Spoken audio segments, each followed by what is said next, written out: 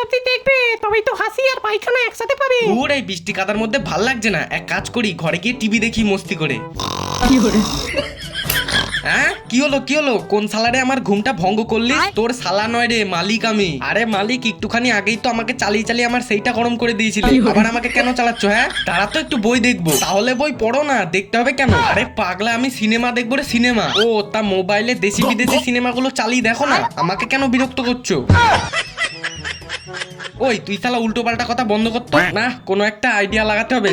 ওই রিমোট কি বল? আরে পাগলা, তুই প্লিজ একটু খারাপ হয়ে যাওয়ার নাটক কর না রে। কেন রে? না হলে ওই শালার মালিক আমাকে চালিয়ে চালিয়ে আমার সেইটা গরম করে দেবে। আচ্ছা ঠিক আছে, নাটক করে দেবো, তাহলে আমায় কি দিবি? এতে আমার কি ফায়দা? আরে পাগলা, ওই এসি রিমোটের মেয়েটার সাথে তো সেটিং করে দেবো রে। হ্যাঁ সত্যি? আচ্ছা ঠিক আছে।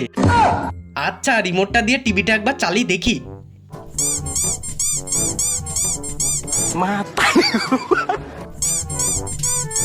রেস্তালা, তোর আবার কি হলো রে? তুই চালু করছিস না কেন টিভিটা?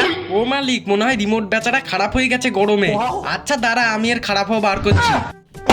ও বাবা গো, ও বাবা। মালিক, তুমি তোমার সেই জায়গায় ব্যথা লাগিয়ে দিলে। আরে তুই বেঁচে আছিস? তাহলে এতক্ষণ নাটক করছিলিস কেন রে? আরে মালিক, ওই শালা টিভির জন্য করতে হলো তো। মানে আরে আমার কাছে একটাও গার্লফ্রেন্ড নেই বলে আমি রাত্রিবেলায় একা একা কাজ চালাচ্ছিলাম, আর ওই শালা টিভি বললো এসি রিমোটের মেয়েটার সাথে আমার সেটিং করে দেবে, তাই তো আমি এমন করছিলাম। হাই না মালিক, ওই শালা কুকুরের বাচ্চা মিথ্যে কথা বলছে।